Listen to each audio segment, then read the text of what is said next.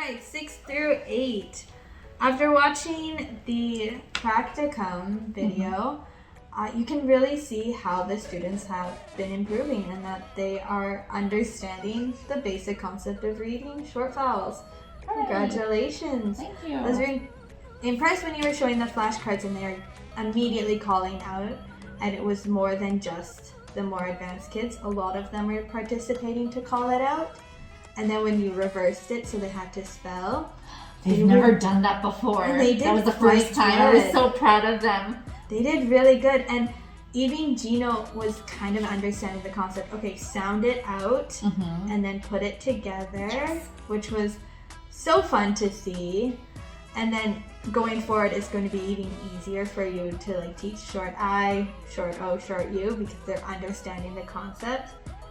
And one thing I would recommend doing, now that they are getting reading down and they're understanding the pictures, I'm going to recommend you start having them speak simple sentences using the words. Even if it's very basic. It is a hen, or I see a hen, or she is Meg. Very simple ones, because then they start understanding where the word goes in a sentence, and they start speaking more. Awesome. So I did notice a lot of the questions, they're saying one word answer. What color is it? Red. Yes. So it is red. Or the cake is red. Yeah, so then they're starting to speak more and they're understanding then, okay, subject, then object, and things like that. And then once they get the handle, you can just do, okay, let's do one sentence for each. And then you can, as they progress, okay, can you give me a sentence using this? And then they'll have to start thinking about that. And then subject, object, yes. And just, where does this word go? And it goes at the front, and then they can add, it is a red keg, and then they're putting more words together, and then their speaking should also progress from there. And it will also help them because the worksheet was reading. So then it'll probably help them more when they, in their head, already have, okay, here's example sentences. Right. The worksheet was? They've never done anything like that either. It was a bit of a stretch for them, but they made it. I was so proud of them. And David did it. David all by himself, the whole sheet. Yes. By himself. I was so proud.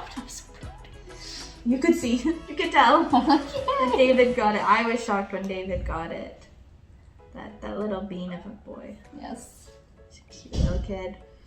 Yeah. So I actually wanted your opinion on, you did an example with the kids first. Did you find that the kids follow along well when you do that, or do they get distracted because they're not physically doing it?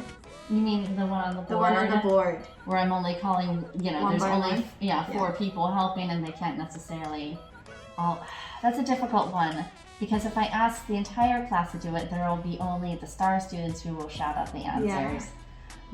So I want to make sure that they're able to do it and hey, you come up here so you can focus.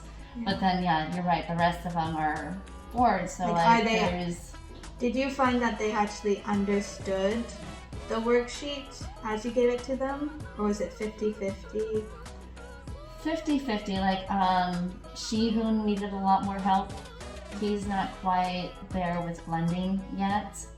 And Elliot needed more help than I anticipated. I noticed Ian finished it, but did not get them in the correct order. Yes, that is correct.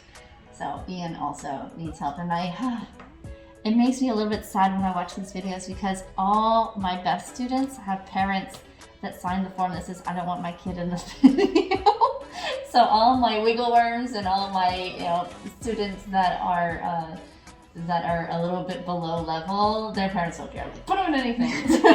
So I feel that my class overall looks like it's much worse than it is. Yeah. It was a challenging worksheet since they've never done anything that hard before. They're still beginning to understand the concept of reading a sentence and what a sentence is. I really liked reading fingers up, reading fingers down, and even Elliot and them, they were not at the right word, but they were trying. Yes, they're trying. So they're getting the concept, and then slowly it will, work its way into their memory. Right. Or connect. Getting Gino to focus was also a challenge. Like I've noticed that he wouldn't do any work unless like he wouldn't turn the page on his own. He wouldn't follow along with his finger unless I'm there with the finger. He wouldn't, cut anything out unless I'm right there helping him cut things out. He wouldn't paste anything unless I'm right there. So yes. I think maybe next time if I put them in pairs, then his partner can get him to like stay on task. Like it's worth a shot. What we did last time is we gave each pair like the same work, and so it was just doubled on it. So maybe if I split up the work so each of them is doing different sentences and or different tasks and putting it all together. I don't know. You do run the risk of the kid who understands or just does it all. That they just take over. Yeah, he's a tough nut to crack. I haven't figured out what to do about him. Yes. I think we need to put him in more one-on-one classes. Because he needs still help with short A, right? Yes. And short E. Like, he needs more time, more practice, more one-on-one. Yes. So I'll talk to the director about restarting that. Great. Thank you so much.